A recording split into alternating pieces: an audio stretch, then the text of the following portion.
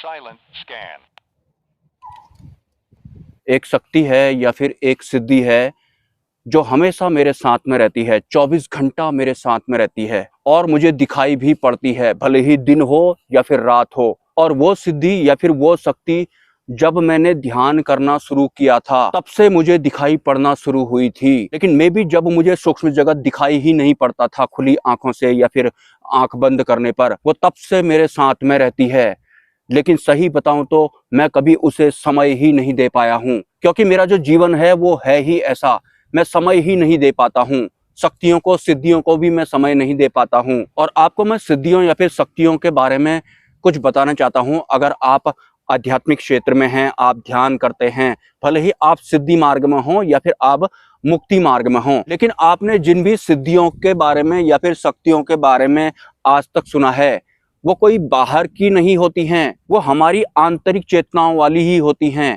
हमारी आंतरिक चेतनाओं में से कोई एक चेतना जागृत हो जाती है, तो उसके बाद वो हमें आंख बंद करने पर दिखाई पड़ती है। और जैसे जैसे वो परिपक्व होते रहती है तो वो और भी ज्यादा, मतलब एचडी फॉर्म में या फिर फुल एचडी में दिखाई पड़ने लगती है। भले ही आप उसे नोटिस करते हो या फिर ना नोटिस करते हो, लेकिन एक आम साधक को ये पता ही नहीं होता है कि जो सिद्धि या फिर शक्ति मुझे दिखाई पड़ रही है वो आखिर है कौन। क्योंकि सिद्धियों और शक्तियों के बारे में बहुत कुछ वैसे ही पहले से ही बता दिया गया है, तो साधक कंफ्यूज हो जाते हैं। लेकिन अगर आप एक साधक हैं तो अगर कोई शक्ति या फिर सिद्धि आपको दिखाई पड़ेगी तो उसका एहसास कई तरीके से होता है। आपकी चिन्ह पर, जो हमारी स्किन होती है, इस पर आपको टच महसूस होगा, और वो तब महसूस होगा जब आपके आसपास कोई नहीं होगा या फिर आपके दिलो दिमाग पर कोई फालतू की बातें वगैरह नहीं होंगी, या फिर कभी कभी तो फालतू की बातें होने पर भी ये सब महसूस होने लगता है। तो एक तो सिद्धियों या फिर शक्तियों का स्पर्श महसूस होता है, इसे भी आप आराम से पहचान जाएंगे।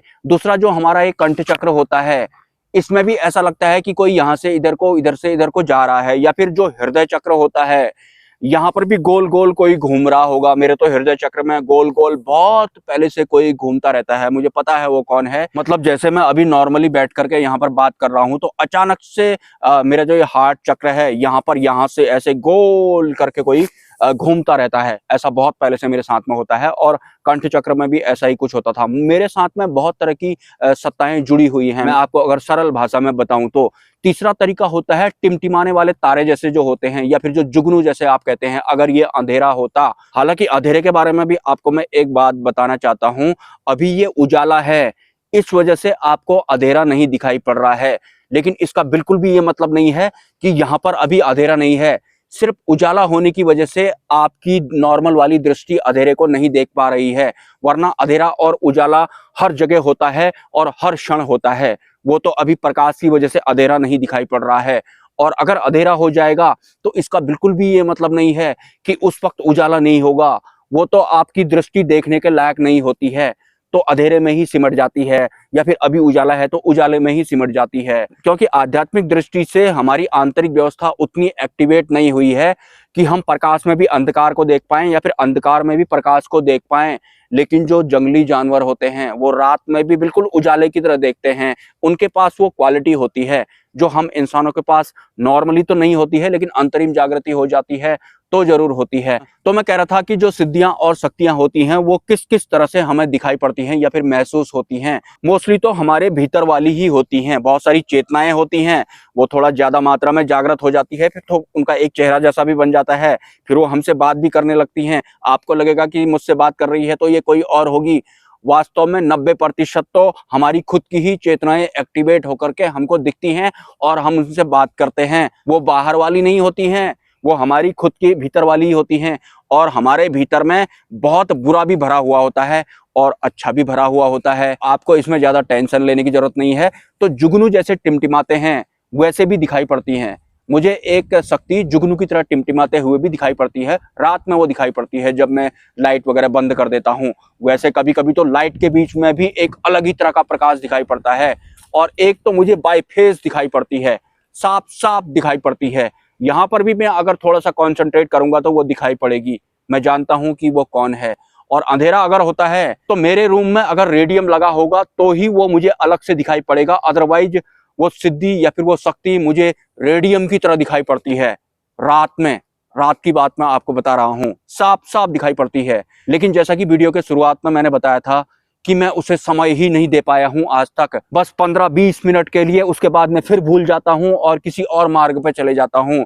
वो है कोई बात नहीं, तू रह, साथ में रह, कोई बात नहीं, मुझे तेरे से कोई दिक्कत नहीं है, इस तरह का मेरा मनोभाव होता है। मैं आपको सच बता रहा हूँ। और ये जो सिद्धियों वाली जो बात मैं आपको बता रहा हूँ, ये कोई मनगढ़ंत नहीं है। हमारा ये जो शरीर है ये पूरा ब्रह्मांड होता है, इसमें अनंत असंख्य चेतनाएं होती हैं। जो बाहर की बात आप कर रहे हैं वो बाहर का छोड़ो, हमारे भीतर की ही चेतनाएं एक्टिवेट हो जाती हैं और एक स्वरूप लेकर हमको दिखना शुरू हो जाती हैं। वो अपना एक स्वरूप भी बना लेती हैं। हमारा अंतकरण जैसा होगा वैसे एक साधक को अच्छे बुरे यस नो से ऊपर उठना होता है। तो आध्यात्मिक यात्रा भी उसकी ऐसे ही चल रही होती है। तो अच्छा दिख गया तो मुझे अच्छा लग गया, मतलब मेरे मन को अच्छा लग गया, तो वो सिद्धि मेरे लिए अच्छी है। अब उसने अपना रूप बदल लिया या फिर वो कोई अन्य वाली चेतना मेरी एक्टिवेट हो गई, अब उसका जो स्वरूप है वो वैसा वाला नहीं है जैसा मेरा मन देखना चाहता है, तो मैं उससे डर गया। मेरे लिए वो कोई बाहर वाली हो गई। बाहर वाली कोई नहीं होती हैं, सब अंदर वाली होती हैं। 90% सब अंदर वाली होती हैं या हमारे आसपास वाली होती हैं।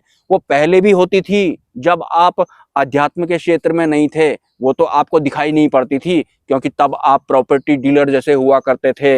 एक बात और है, अगर आप अच्छी और बुरी आकृति को देखकर प्रभावित होंगे तो आप किसी भी सिद्धि या फिर शक्ति को अपने अनुकूल नहीं कर पाएंगे। अगर आप प्रभावित होंगे तो मतलब आप भय में आ जाते हैं, मतलब आप द्वंद के प्रभाव में अगर आ जाते हैं तो फिर आप किसी भी सिद्धि से तालमेल नहीं बिठा पाएंगे।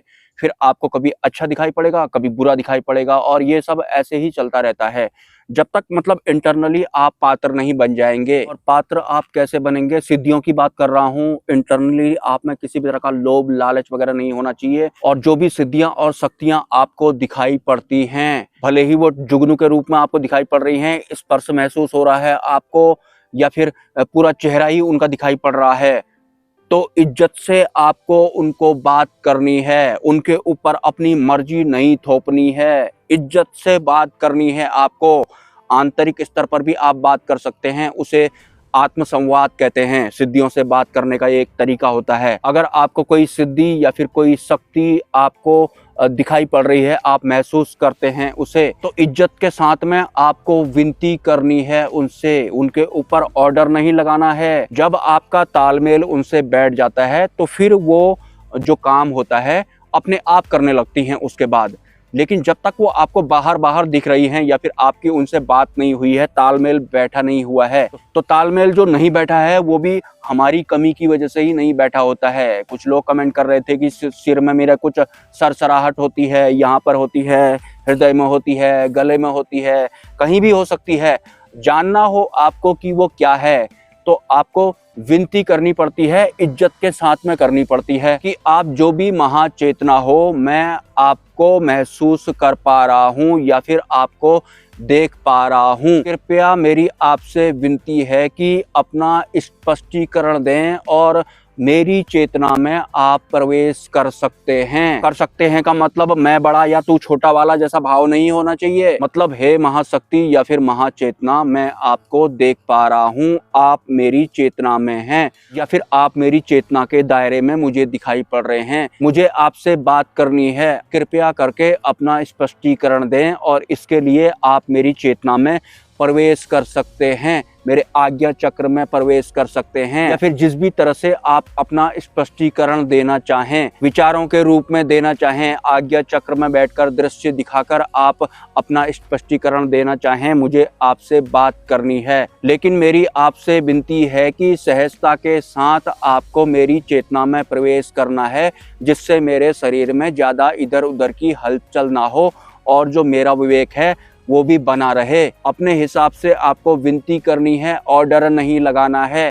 90% जो चेतनाएं होती हैं, जो सिद्धियां या फिर शक्तियां होती हैं, वो हमारे शरीर वाली होती हैं, वो हमारी अपनी खुद की होती हैं। किसी का चेहरा मेरा जैसा नहीं है तो इसका बिल्कुल भी ये मतलब नहीं है कि वो मैं नहीं हूँ। वो मेरी ही चेतना का कोई दूसरा स्वरूप भी हो सकता है और 101% होता है। मेरे साथ में 24 घंटा जो सिद्धि रहती है वो मुझे कम साफ दिखाई पड़ती थी, मतलब धुंधली दिखाई पड़ती थी।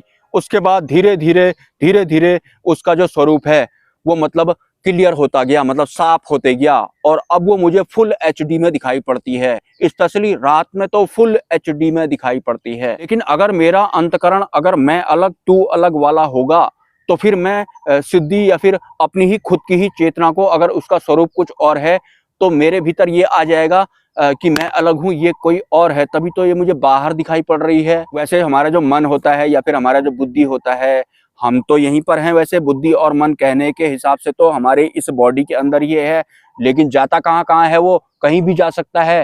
चांद, तारे, आकाश, अनंत ब्रह्मांड में कहीं भी जा सकता है। सोच तो सकता है, विचार तो जा ही सकते हैं। तो हमारी ही चेतना अगर सिद्ध हो जाती है या फिर जागृत हो जाती है, तो वो हमारे चारों तरफ क्यों नहीं घूम सकती, चेहरा बदल क्यों नहीं सकती। हमारा चेहरा कौन सा वैसा का वैसा ही है, बचपन में कुछ और था, अब कुछ और है। इस विषय पर आगे भी मैं चर्चा करूंगा। मिलते हैं किसी नेक्स्ट वीडियो में। नमस्कार।